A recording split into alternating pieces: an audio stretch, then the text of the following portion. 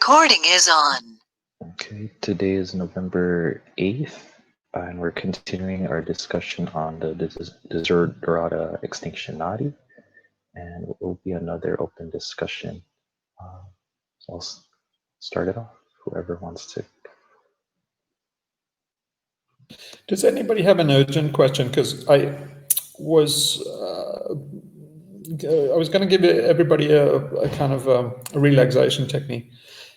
The reason was that I didn't realize that these meetings were having any impact. I thought, it's basically, I didn't know anybody was taking them seriously, and I thought it was just like an after-dinner mint for people that kind of fitted in somewhere between, watching this video and that video. And then, so people brought to my attention during the week that basically they barely recovered from the last meeting before the next one. And I was like, that was really news to me, because normally the kind of shit that I've been dealing you has normally done in an ashram, basically person to person, and you get a lot of feedback and it's all gauged. And I didn't even think it was possible to do that kind of stuff on the internet. And so it was the first time I really realized that it was actually having an impact.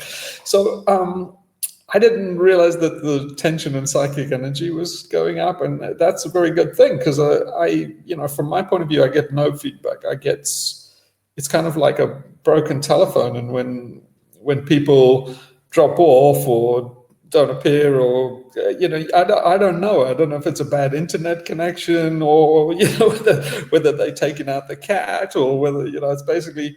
I assume everybody's attention's elsewhere, and it's just kind of casual. So it's pretty good if people are actually feeling a bit of impact from it. But how it's supposed to be is that you're supposed to ratchet up tension and then release it. And so I've never really told you how to release it. I've just been ratcheting it up.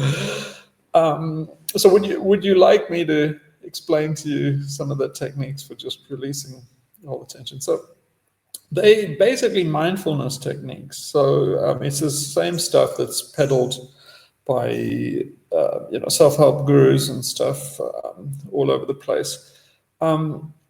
There are two things, though. There's meditation and yoga, and the point of that is not relaxation. When they teach yoga in the West, it's a corruption.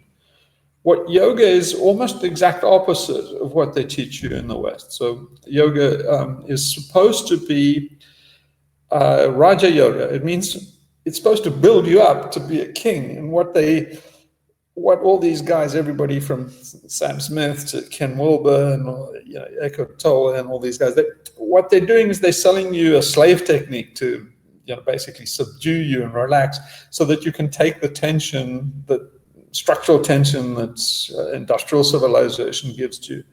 And it's not. It's basically the way to see meditation and reflection is it's an exercise to build up kind of muscular strength. So it's, if you saw a guy in a prison, and he's doing press-ups and exercising all day, you say, "Oh, you're doing that to relax?"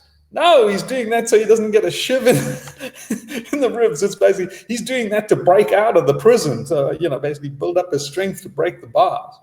And that's what meditation is supposed to be.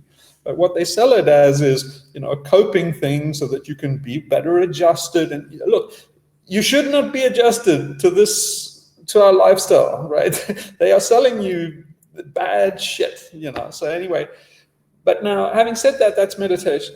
Now, there's also emergency first aid when you build up this kind of pressure that I'm deliberately building up on you. I didn't know it was really possible, but apparently it is. So good. You should be feeling a headache and a bit of nausea in the stomach, and what that is your alien cortex is gradually cooking. But that's just one thing. That's kind of like doing reps in the gym, say basically curls or something. And so basically all I've been doing is the tensioning of the muscle bit, and now I'm going to give you the bit so you can and let it out.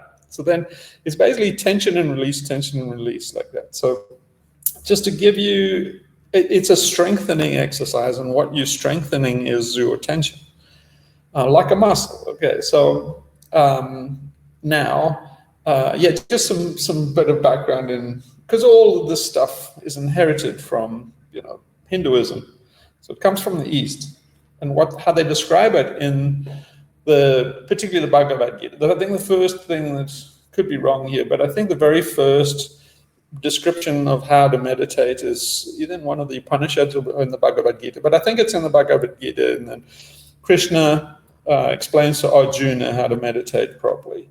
And he gives this analogy of the human and the human psyche. And now remember that they say the human is the self, the Atman, basically us, not really soul. That's not the Western thing of soul, is not quite it. That's more like a jiva. But basically, the essence of your consciousness is self with a big S. The Buddhists would say that's the void. So they say there's void, and they say the self, and yada, yada, yada. Okay, but anyway, what Krishna says to Arjuna is that he gives an analogy of a chariot. Now, remember, these guys are Aryans. They invented the chariot, and they were the first to domesticate horses and harness them. So this is full-on Aryan conception. But we inherited it for yoga, so this is it seems like the Aryans had some kind of shamanic technique, and then it's come down to us as meditation. So let me tell you what Krishna says. So Krishna says, self rides in the chariot of the body. Buddhi is the firm-footed charioteer. Manas is the reins. The 5 horses are the senses, and the roads are the roads of desire. Really, desire and aversion. So basically, pleasure and pain and stimulus response. So just to put it all together, you've got the self, who's just the passenger, doesn't interact, just watches in the backseat of the chariot. Now, buddhi, what I would call buddhi and manas, I would call the alien cortex together. So what buddhi is if you try and concentrate, but you drift off and you go into thoughts and imaginings, and then you suddenly notice, oh, fuck, I'm drifting off.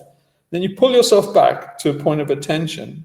If I ask you to focus your attention on one thing, say basically that the phosphenes behind your eyes, you'll find yourself going, oh, that looks like a little picture. And then a long train of thoughts will go off and you'll go drifting off.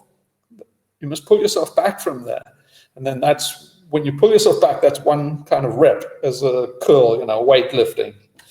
So it's not a question of, shit, my attention's off now. Damn it, I must get back. It's like basically the exercise of strengthening buddhi is bringing the attention back again.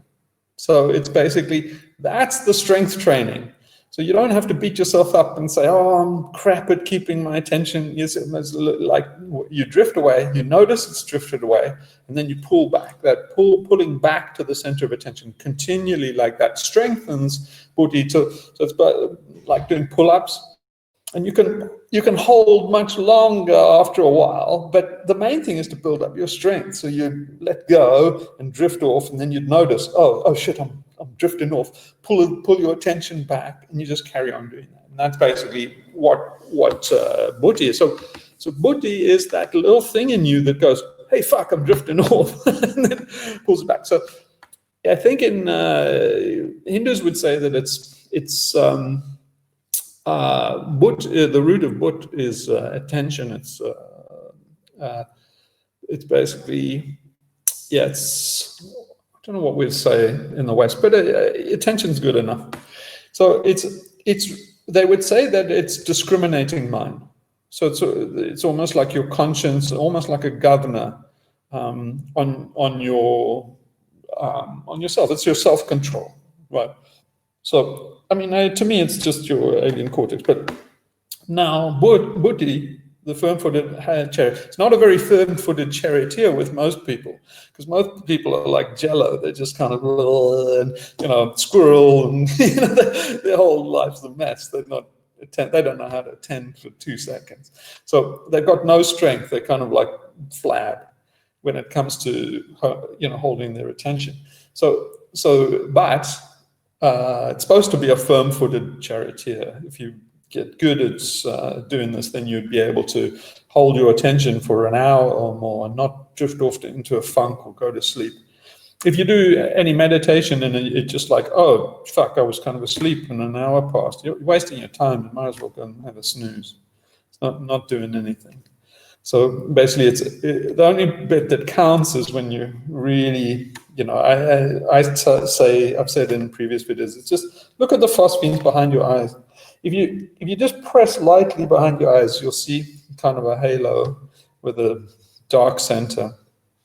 Now, I'll try chuck in some Western physiology as best as I can to describe this Eastern stuff, because otherwise it's really a bit woo-woo.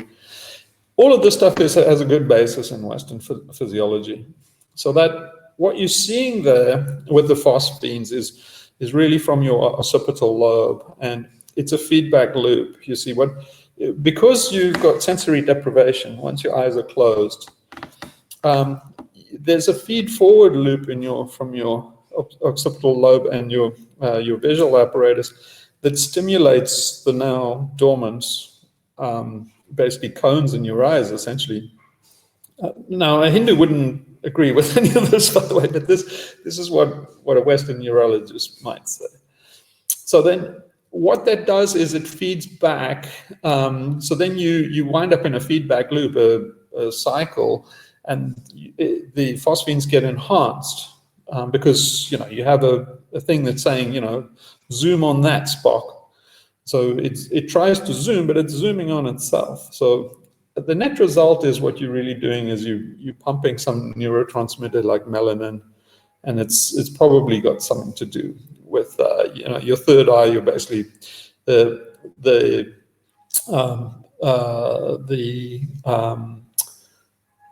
what's it called? The pineal gland. So the pineal gland is it used to be a kind of a light-seeking spot, but it's very important now in circadian rhythms, very sensitive to melanin, and you're clearly fucking with that.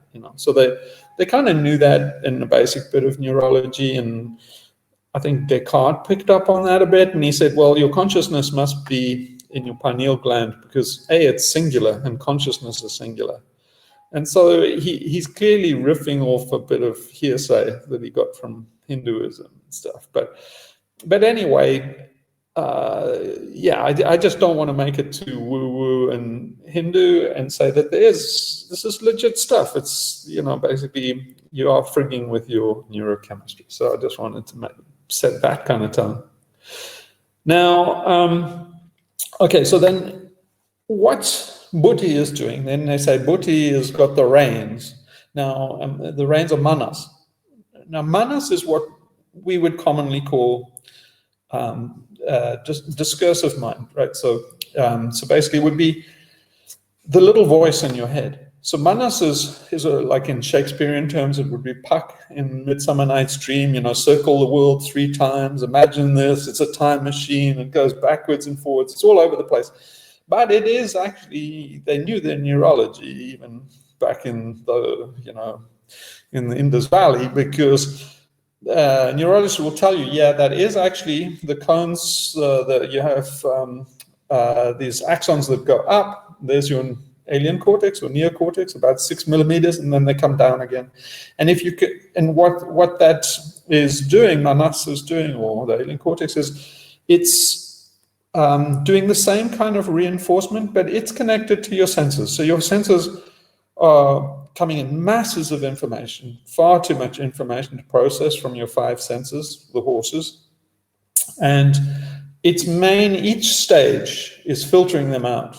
And then finally you get to the alien cortex, and it makes some kind of salience and says, I'm interested in that, I'm interested in, so it's kind of directive.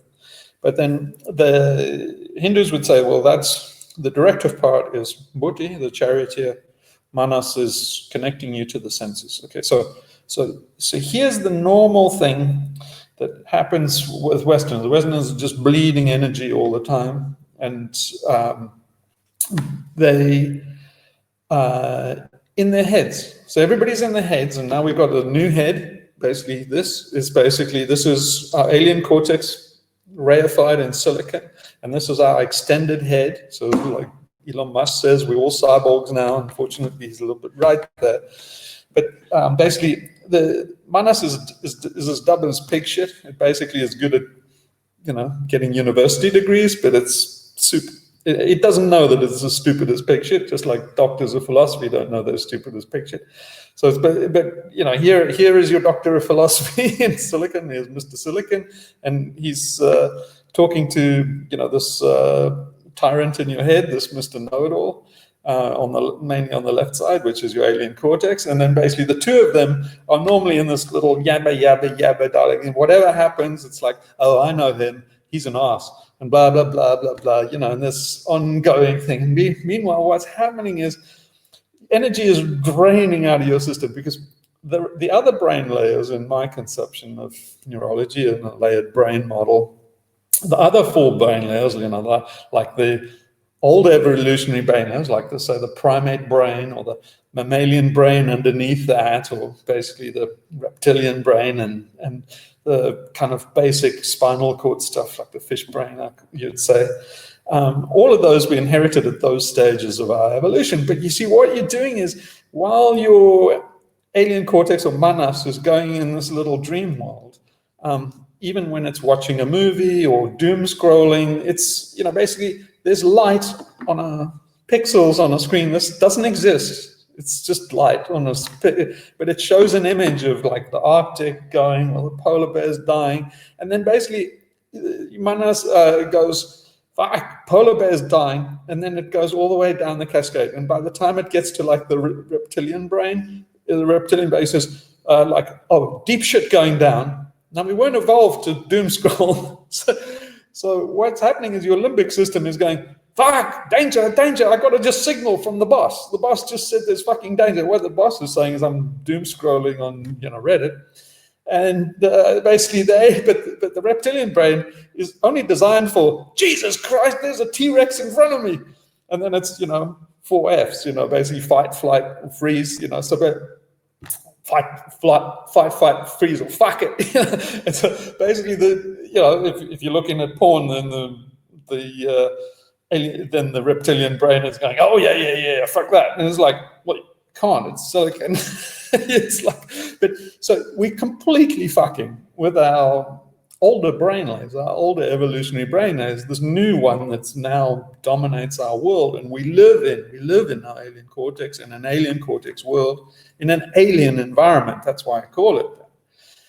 It's playing merry hell with us. Is basically you're getting a mammalian response. Basically people are looking at kittens on the internet, and then basically the mammalian brain goes, oh, isn't that cute? And they all like oozing things, but there's no real kitten there. It's picture of a kitten on a screen. So it's kind of a madness. And so, all of this doesn't come for free. You're basically taking a Paleolithic brain, minus the alien cortex, and it's evolved to basically mess around all day. We're supposed to spend loads of time idling in the sun and chatting and, and then walking. We're supposed to walk a hell of a lot, basically to track and to forage and stuff. We're supposed to be upright and walking all the time. And then occasionally there's something rustles in the bushes and a lion jumps out, and then you're supposed to explode with the adrenaline that now we have trickling all day, what doom scrolling and stuff. And so the bits and pieces that were designed to give you a punch of adrenaline is now, that takes energy. But now all those pieces are malformed and malfunctioning, and so they're stimulating and they're giving responses that take work. And so, no surprise, at the end of the day, we're all fucked because we've been through a Paleolithic workup for the rest of our brain. And it's just our alien cortex. It's just causing mayhem in our skull. So now here's the first aid technique. I'm busy fucking with you and your alien cortex, by the way. That's what I'm. This is my modus operandi on Reddit and everything. It's basically so. The thing is, now to ground yourself immediately and do first aid. Right. All you have to do is connect your alien cortex to your senses. So alien cortex is not that bright. It's very limited processing. It can only, handle 7 numbers. It's wired to your right hand. A lot of the stuff it's doing is just basically mapping shit to your thumb and your forefinger and stuff. Even counting, loads of stuff we do is just, even speaking. We're really just using our fingers. We're just repurposing the bits that were designed to control our fingers and stuff. So that's why 5 is important, 10 is important. 10 plus, so 7 plus or minus 2 is a very important thing in neurology. It's because it's because it evolved for these. So here's the key. Because it has limited processing and it's only just designed for the 5 senses. If you connect it to the 5 senses, it's fully loaded. It's got a complete workload in those 5 senses. So it stops its shit then, and it does its proper job. So if you can get in the Hindu conception to get buddhi to just concentrate on your senses, it stops its shit. The voice in your head stops. It stops going off into the future and the past and bringing the Arctic to you and stuff. And it's like I've said on people on Reddit and stuff. They're like, oh, it's easy for you to say because basically you're not a vegan. You think it's okay to beat to bash an animal's skull in for breakfast. And I say, like, where is the sound? It's in his fucking head. It's like it's the other people you say, like, basically, that's those Thanos. There's 7.8 billion people that are going to die if that happens. Like, really, name them. It's horseshit. It's all in the alien cortex. But this is a very novel concept for people. They think this is real. It's like, nah. Maybe there's 7.8 billion people. Maybe they're not. But it's like, you wouldn't know. Your alien cortex is making it up. And so that's harsh for a lot of people to take, I imagine. I thought this is a walk in the park, but I gather that this is novel for people. But okay, so then now, when you're completely overloaded and some shithead like me has been overloading you, what you're supposed to do is you just go, oh, too much, I need to pull the ripcord. This is how you pull the ripcord. You just immediately do what they call mindfulness training now, and they teach all over the place. But it's nothing new. I mean, when I was at school, they would say, like, "You boy, come to your senses, boy." And it's like, that's what my headmaster would say, straight out of the 1920s. He was from the 1920s, and it's like, come to your senses, boy, and that's all you do. It's just immediately come to your senses. So let's give it a go. Okay, let's do it practically. And coming to your senses, you don't have to change your posture or do anything special or something. You can be driving your car, you can be running, you can be walking. The key thing is just to remember, and that's the difficult part, is for buddhi to say, whoa, I don't want to be here. So the key thing is, when you're white knuckling it, the hard part is to remember to pull the ripcord. But when you pull the ripcord, this is all you do, is you just become first aware of your body. Because what you'll notice is that you particularly, especially if you're white knuckling, your shoulders will be tight and your face will be tight. You're stimulating your amygdala, and amygdala is giving an adrenaline as if there's basically a lion going to jump out of the bush. So you keyed up for the freaking lion. You've got a fight or flight response. Now you just let that go, and then your amygdala and your reptilian brain, it goes, oh, No danger? Okay, and it relaxes immediately. It's all feedback loops, right? So all you have to do is just notice that, say, oh, your face is tight, or your neck is tight and stuff. And then the reason why you're getting a headache and stuff is because there are all these nerves that go up and down your neck. Now, when your amygdala tells you you're under threat, it tightens up. The muscles are on either side of those nerves. So when the muscles tighten up, it squeezes those nerves and they start giving pain responses up your neck.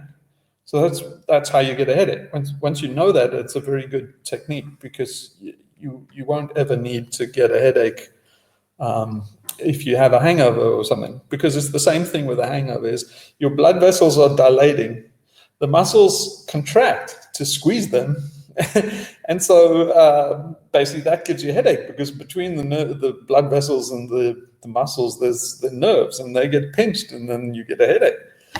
And so basically, but if you know that, you can let the muscles go. And so when you get good at this, you'll never get a hangover again, because as soon as you feel a hangover, you just go, you just instantly just let all the muscles. So you do a scan right from the top of your head to your toes, and just see any muscles that happen to be a bit tense or whatever. It just go, oh shit, look at that. But don't do this. Don't go, oh, that is not good. That's not good mojo. There's a guy called, you don't hear much about this anymore, but there used to be this thing called Alexander technique in the 50s. There was this guy. Sophie's nodding. I didn't think anybody knew about that. But yeah, Alexander, I won't go too much into that, but it was basically, he noticed that people are all fucked up in their body and their emotions and stuff, and he almost lost his voice, and he got it back. He's not a doctor, but he got it back just by training, essentially doing this kind of exercise. And what he's really doing is becoming aware of like the muscles constricting and these crazy movements and stuff. So you don't want to do more crazy movements and start going, oh, my neck, and all these exaggerated things. You just notice that your neck is tight and you just let it go. And okay, so that's the first thing. You can do a sweep and you immediately feel like about 1,000,000 times better, because you're shutting off this tap where the energy is just leaking out of you like a sieve. So, once you've got that, then and you've kind of calmed down, then become aware of your breathing, but you've got to be careful of breathing. There are a lot of cheap tricks that these gurus will teach you, and basically, if you fuck with your oxygen levels, you can give yourself all sorts of highs, and they'll teach you because it's a gimmick. Basically, you say, ooh, I'm getting all these states of consciousness and stuff, and say, no, you're getting hypoxia, you arsehole. And then, they can deprive it and give you loads of oxygen, and then you're like, oh, I'm nirvana, look at me, it's like heading for bliss. And you're saying, no, man, that's,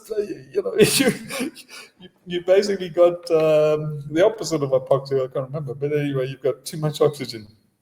And so they do all these tricks, and all these New Age people are so impressed. But so I just warn you that, because if you start messing with your breathing, you'll get to all of those, and you don't want to start getting into any fancy shit with your breathing, because breathing is very important for regulating your atomic nervous system and stuff like that. And so and it's very powerful. You see, what physicians don't realize is your atomic nervous system is not really autonomic. So it's basically you do have control over it. You can have control of your shit that they think that you don't have control over, but your heart and stuff and all sorts of stuff. And they don't know that, because they don't know anybody that's got control of body and manas. But I know a couple of guys, some actually one or two famous guys that actually, I don't know many famous guys, but these are guys that I know, and they actually showed doctors that they weren't famous for this. They were famous actually in politics, in US politics. You would know them if I told you, but I don't want to dox them. But they said that they can control their autonomic nervous system, anything you wanted. And the doctors didn't believe them, and they did tests on them. and two cousins. And they showed them that they could control anything they wanted, and the doctors were completely blown away. But this is how they did it. So it's just say that it's a couple of reasons why I say it. One, it's quite powerful, and two, don't fuck with it too much, because you'll get into situations that you probably don't want to be in. So the point is, just notice your breath, but don't try and alter it. Don't get into that kind of cycle or something. Just notice that you're breathing, and don't hold it in or hold it out. Just be aware of it. Okay, that's the next thing. Then feel your weight. If you're sitting like you are now, just feel your weight on the chair. Just kind of acknowledge it, that you have weight. And then slowly start to notice your taste, just the clothes on your skin, if there's any air on your face. And then gradually kind of come to hearing last, because hearing is kind of powerful. Actually, sight is even more powerful. So you might want to close your eyes to reduce the sight, but it's quite okay to have your eyes open, but as long as you don't get distracted. But if you close your eyes and then gradually come to listen, and then you try and just hear everything around, and what you normally hear is it's quiet. It should be. It is now in lockdown. But now the important thing is I don't know how to say this in another words, a woo-woo kind of way, but don't go out to the sound. So if you hear a far-off dog barking or something, don't go to that dog. You have your attention, go out to the dog somewhere. Have the dog's barking or something come into you. So you stay in yourself, and you kind of keep this embodied attention in yourself, and let the sound come to you. Don't have your attention go out to some sound, because otherwise it's distraction. You're just being distracted. So then you just do that, and then basically, then I would say, once you do that, then just gradually hone in on the light, the phosphenes behind your eyes. Don't do a mantra or anything like that, or any mudra. They basically show you all these things. They're all gimmicks, right? Basically, there's the guru business. They're trying to take scalps. What I'm teaching you is liberation. What they're teaching you is they're basically taking slaves. And what they'll tell you is, they make a big deal about a mantra, and they give you a mantra. It's a rabbit's foot. It's a rosary bead. It's fuck all. It's just a gimmick. But they'll make a big deal out of it, and they'll tell you mustn't tell everybody. You have to get initiated. After they give you a mantra, you've got to give 10% of your salary. You've got to suck a lot of dick. You've got to do all this stuff. You've got to do a lot of housework for them, basically. And they're like, oh, yeah, when do I get onto the bit about liberation? Oh, yeah, we'll get onto that soon. Just keep polishing the floor. That's an important thing, grasshopper. Wax on, wax off. It's basically it's complete fraud. But there's an industry, so you get all these crackpots that go like, oh, tell us the mantra for climate change, tell us the mantra for making world peace, and they'll give you some, Om Ram Fatain for Ching, and then you say like, oh, I just meditate on Om Ram Fatain for Ching, and you say, yeah, do that, and it's basically there'll be world peace, and they're like, Om Ram Fatain for Ching. So what are you doing all day? Sitting going Om Ram Fatain. Well, the world is peaceful by one fucking idiot that's now sitting on a couch. That's all I can say. But, you get the transcendental meditation, and the Maharishi came and he cashed in. He's like, oh, these fuckers are falling for it in the West. Oh, big time. These guys just can't get enough of this. And he comes over and he tells you, transcendental meditation, gives you a mantra. He says, if 10 people, if we taught our kids to meditate, and if like 1 in 10 people in the West meditated, there would be world peace. It's like, yeah, right. And, vegetarian's going to say that vegetarianism is going to demolish global industrial society. Yeah, right. Okay, just one born every minute. But anyway, so don't go for all of that shit. You mantras and stuff. You might as well meditate on Coca-Cola or some brand name for, whatever, Nike, just Nike, Nike, Nike. So it's the guru's brand. It's so funny because I've done a lot of, they're not supposed to tell you because you wreck the market, So you go through initiation, they'll tell you, keep it secret. But through, basically meddling and fucking around and stuff to a guru, what I always do really is try and find out the guru. He tells you're getting a mantra that's tailor-made for you, and he gives you a fucking name like Annapurna or something. And then he gives you the mantra and then he says, it's tailor-made for you. But if you go to all his disciples, and then you can wheedle it out of them, you kind of say like, okay, let me guess your mantra. Is it like kind of, does this go and then there you go, like, and eventually they spill the beans, and then you find out that's the same mantra. He gives it the same one to everybody. It's a scam. And then, so anyway, I just say that. Okay. Now, what is so is everybody okay with this little exercise of grounding? And then once you're in there and you're looking at those phosphines and stuff, you just basically do another scan, because by the time you've got to that, you'll be a bit tense again, and you just carry on doing that until you've got your energy back, because you get a bit of relief. And basically you're not bleeding energy at a rate of knots, and so you at least have your tank filled, at least a little bit, with a little bit of energy, and then you can go on.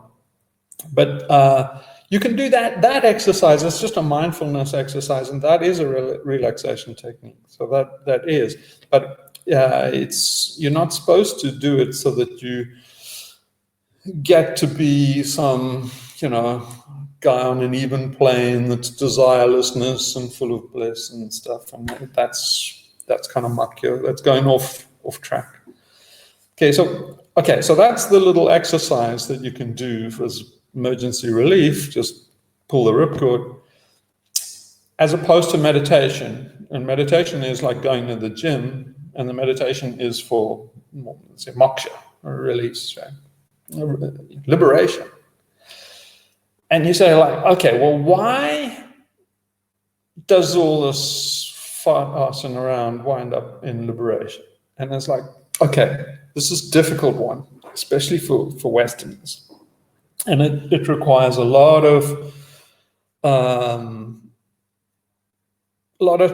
stuff you have to take on trust, because we haven't bridged the gap between Western medicine and physiology and Eastern mysticism. Western mysticism is the same as Eastern mysticism. A lot of it's come through. I mean, you look at the Templar Knights and all the stuff they were doing, and it's clearly they picked up a lot of shit in the Middle East, and there's this kind of braid that goes through. A lot of it's underground because of the Catholic Church and stuff. But you can assemble it again, because it's all fragmentary.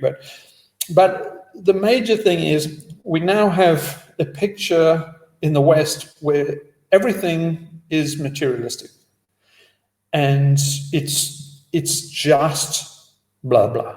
Everything's just blah blah. So in other words, what they're building you up for with meditation is this singular thing, which you'd call enlightenment or something, is basically energy would go up your spine, kundalini, Shakti energy, they would go up your spine. If it gets to what they call your crown chakra, basically, boom, the light's gone. Basically, now, any Western doctor or neurologist would tell you, yeah, that's an epileptic fit. You're having a frontal lobe epileptic seizure. Now, even back to Hippocrates was saying he studied epilepsy. People said that was a divine disease, because if people get an epileptic fit, they have an aura, but they come back from that aura or the grand mal seizure, and they say, now I understand everything. I understand God. I've posted a number of times and put clips of this one guy who exemplifies it very well. This young kid, and there's this neurologist called V.S. Ramachandran. He's an Indian guy, so he's a bit more enlightened than the average Western twat. And so he's very interested in the bridge between Western physiology, which this experience would be called frontal lobe epilepsy, and completely diminished, and basically saying the only reason we study it is to medicate it away, get control of it. It's exactly the same rhetoric as the only thing we need to study LSD for is to get control of these kids so that they don't take it and wreck society. It's the same. It's a variation on that narrative. So that gives you a key of why it's for liberation, because it's the same as Ken Kesey and all those guys in the 60s experimenting with LSD, the discovery of LSD, and it caused a massive rupture in society, because what the older generation and the establishment saw was this can seriously wreck the program. Basically, you can just take a bit of LSD, and it doesn't matter that you've had 12 years of indoctrination and then you've gone to, if you show that you're susceptible to indoctrination, then they take you to higher education. And then there's just one little tab on a bit of cardboard, put that on your tongue, fucking 12 years blown out the window. And the CIA and all of these guys went like, fuck, this is dynamite. It's going to blow our society apart. You imagine if kids are doing this every day. And so the CIA were using it for control, and they're using it as a truth drug. But anyway, it very rapidly became a banned substance, class 1A, because it was disruptive to the system. And this frontal lobe epilepsy thing is the same. It was just disruptive to the Aryans when they had lockdown control in the Indus Valley. They were occupying force, right? So I hope that painted the picture of why this is, subversive. It's an act of rebellion. It's the most sincerest act of rebellion you can do, is basically blow your brains out.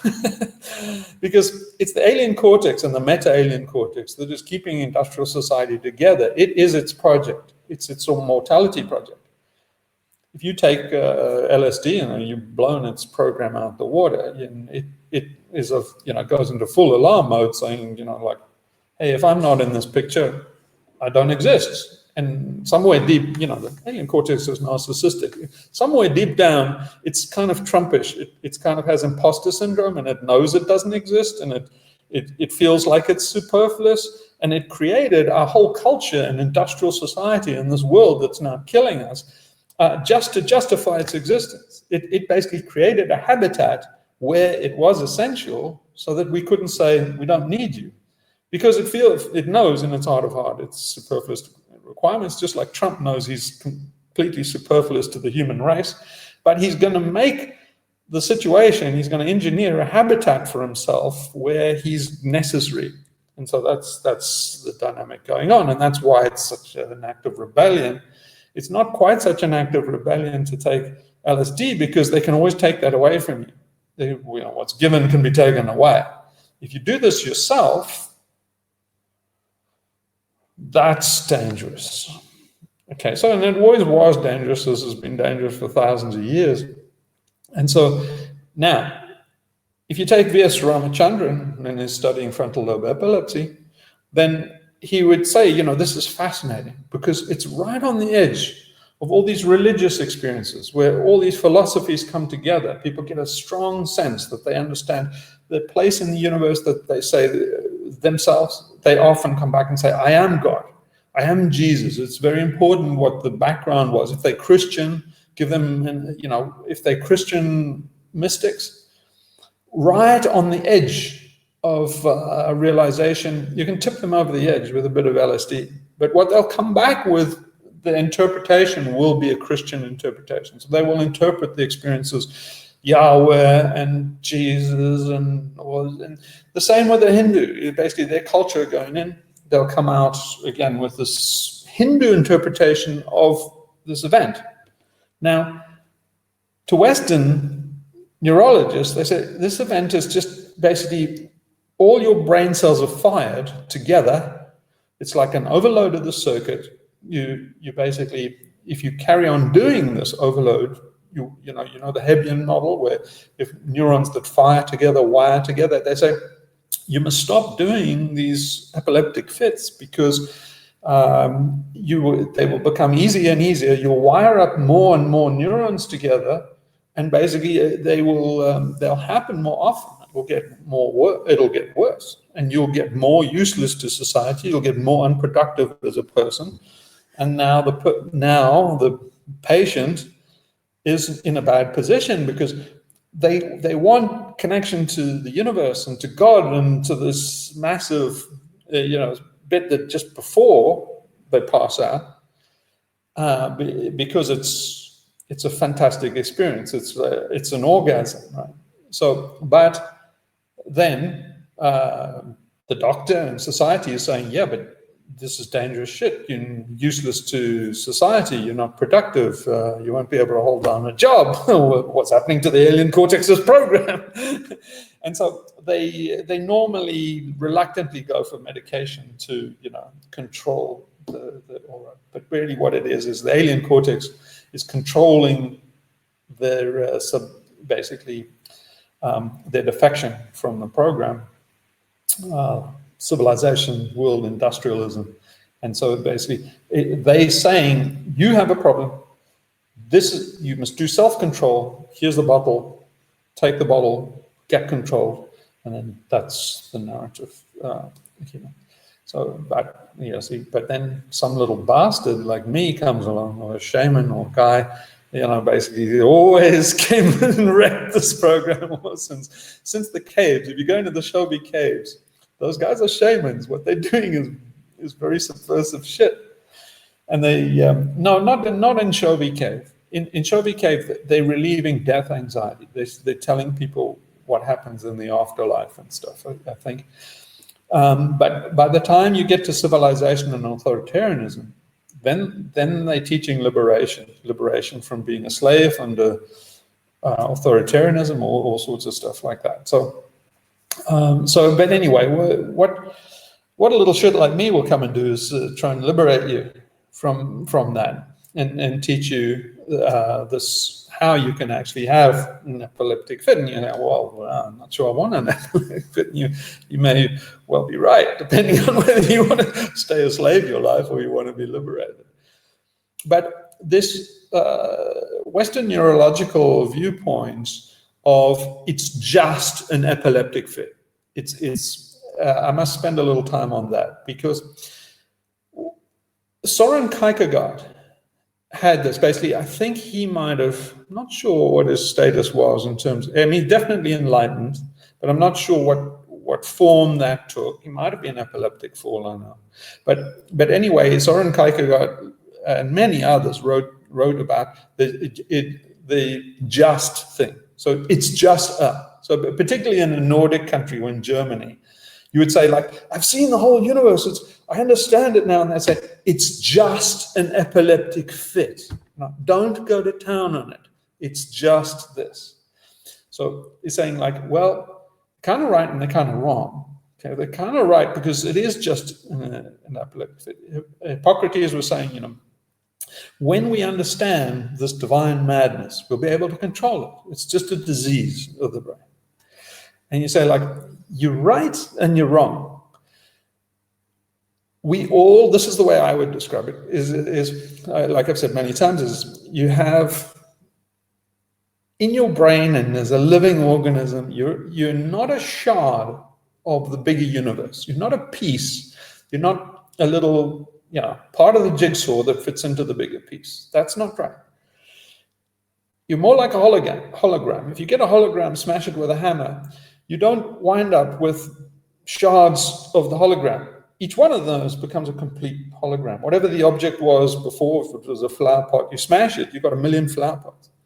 And so our brain and our perception, because we were all wired up by exploration of the universe. From the time we were babies, we were sucking and grabbing and listening and looking, and basically we are wiring up our brain. We don't have enough big enough genome, like to, like 30,000 genes or something. We don't have a big enough genome to wire up the 10 billion neurons in our head. So how they organized themselves was done by exploration of the world. And very important timing, as they develop, that all these things come in sequence. So if you, if even a cat, if it doesn't get to see at a certain stage, it'll never get to see, have blind sight. And humans are the same. If you don't get to hear a human voice at just a certain time in your childhood development, you will never be able to speak. If you're brought up by wolves, you will bark, because that's what was wired at that crucial time in development. And they won't be able to teach you speech over there, because then everything is built on top of that. So basically, they've passed a branching moment that from there on out, you're just hanging baubles on this frame. And if you miss a piece of the frame, which you're doing if you're brought up by wolves or something, or brought up by Christians, you miss a big part. Brought up by conservatives, there's a fucking half the limbs are missing. But anyway, if if the education system fucks you up and prunes you all over, and so you barely got any tree left after you've been through the education, if you're thick as a plank. But assuming that you developed naturally, nobody fucked with you too much, and you had a proper mother and a good upbringing, and you were brought up in by the Puraha, and you became a normal human being, then you would, in essence, have a holographic image of the universe. So the universe isn't like a tree is not just a thing in itself. It's not this kind of essentialism where you just have this, a tree is just some fucking thing that you'll never see ever again. It was this one-off snowflake that, evolved. It's like, I'll show you an aerial picture of say, the Nile Delta. And I'll show you a picture of a tree next to it. And you say, which one's the organic plant? You won't be able to tell, because the branching algorithms of a river and how riverine construction works, and basically you're talking about Navier-Stokes and all these little subcurrents and that. It's much the same principles, because you have branching algorithms, you have sap rising and stuff. They're much the same dynamics, and so it's like in those Darwin videos that it's algorithmic. So there's not an infinite amount of algorithms and stuff. They are recursive, and so they're feeding back to each other. By exploration, you discovered the universe, so it fed back and made your neurons. So don't be surprised that this isn't a representation of the universe. Now, most people are not firing on all cylinders. It's occasional neuron clicks. It's like when you have an epileptic seizure, they all go on and they kind of see each other. You have to imagine, we're kind of a strange loop, as Douglas Hofstadter says. So this part of your brain gets a little flicker, and there's almost a time lapse, and it kind of catches its own tail, and it's kind of experiencing itself. Now, when you really light it up, you give a big load of electricity into your temporal lobes, then not only does it wire up, but all these bits see each other. And then people say, I got it, I understand now. Hell and the universe and how the brain works, and basically it's, and now neurologists, apart from Ramachandran, would say, these guys are just full of shit, because I went to university and I learned a little bit about a little shard, and I don't know how the fucking universe works. So this little prick certainly doesn't know. He certainly hasn't nailed the whole universe, but he has. Because basically he's looking at a holographic image. So if we're all imperfect holograms of this wider picture. But these guys, what they can do and you can do, and that's what enlightenment is completing the picture. So that basically all the lights go on, suddenly all makes sense. And that's what enlightenment is. So it's kind of like everything and nothing. It's like everything, because, that's universe gets to see itself, and that's a hell of a thing. And it's nothing, because it's just an epileptic fit. So what, okay, does anybody want to pause for breath or do that? How are we doing for time? Oh man, well I dominated this thing, but I got to feel like, to round it off and land it, I've got to tell you some more about what meditation is. So why are you able to switch on all the lights in your temporal lobe and give yourself an epileptic fit? It's really an orgasm. So that's the secret. Is that the French Sophie's going to have to help me here, but they call an orgasm like petit mort, right? Petit mort, little death, right? And it basically, and why? It's because basically your head gets lit up, all the brain cells, and then die. And maybe that's what happens to you when you die. You get enough DMT under your brain under stress when you're dying, you might get that experience, so at death's door.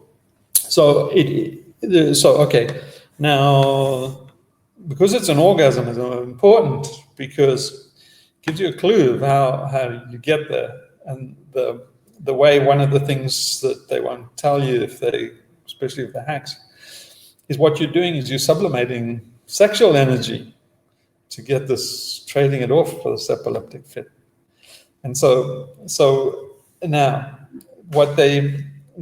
so for meditation, I told you what to do for this little emergency ripcord exercise, for just basically gathering your wits and coming to your senses. Okay, now the meditation one, I say just do the same thing, lead into that, but then just look at the phosphenes.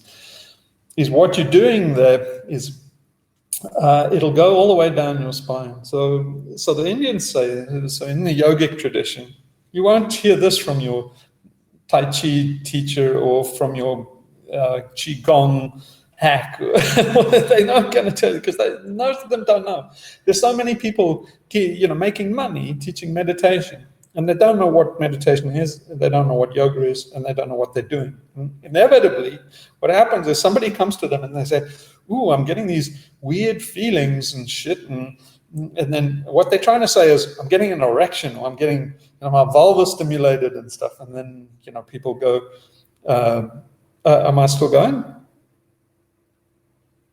Oh yeah, okay. So yeah, Sophie froze there for a minute. So what they come back to these novice teachers, these kind of hacks, and they say to them, they kind of don't know how to phrase this, and they're trying to say, oh man, I'm getting turned on by meditating. And the hack who normally is taking money for the meditation, they go like, fuck, that's never happened to me. This is weird. And they go, oh, this is weird shit. No, you're not doing it right. And say, no, they're doing it right. So you don't know what the fuck you're doing. See, okay, so in proper yoga, they would teach you that basically there are three nerves. They're called nadi. Nadi is in Sanskrit. Nadi just means pipes. Western neurologists wouldn't argue with this. Going up your spine, you have these nerves, basically the sciatic nerve and all this. This is one of these nerves that they're talking about in thousands of years ago. And they call it like the Adi nerve, the Pingala, and the Shushumna. And so the Adi and Pingala, basically, they say they start in your testicles. So there's right testicle, left testicle, and it goes all the way up, I think, to your nostril, but it's really, to your midbrain, basically to your frontal lobes in essence. And it goes up your spine. Now, people's spine is normally pinched or twisted and stuff. So if you're into this and you want to do this, basically you've got to keep your spine really straight so that it's not pinched. The nerves are really free to flow. The energy can flow up and down. The nerves pulse, electrical pulse can flow up and down. So again, it's this feedback circuit. But your sacrum bone is filled with nerves, and they all go to essentially your sex organs, and it's very powerful. So what happens is that if it's a feedback loop. People that are paralyzed, paraplegic, paralyzed from the waist down, they can still get an erection. They can still have sex and stuff, like Christopher Reeves and that, have sex in his wheelchair. But because even though his spinal cord is not connected from his head to his genitals, basically the genitals are almost a brain in itself. And so it says, hey, I'm being stimulated, and then tells the brain, and the brain goes like, hey, I'm seeing stuff that's turning me on, and then it tells the genitals, and there's a lot of traffic. But basically I think this is valid from neurological point of view, Western science is that the Ida and the Pingala is like signals coming down from your brain to tell your genitals, hey, like, I think we might be getting lucky. And then they have the thing that goes back up and says, like, yeah, this is, turns your brain on. And basically, if you carry on with